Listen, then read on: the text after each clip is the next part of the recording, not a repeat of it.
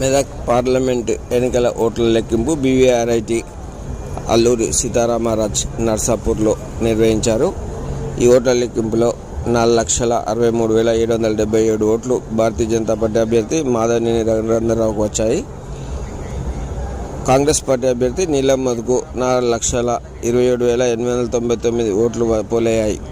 దాంతో 35,878 ఓట్ల మెజార్టీతో భారతీయ జనతా పార్టీ అభ్యర్థి రఘునందనరావు విజయం సాధించారు.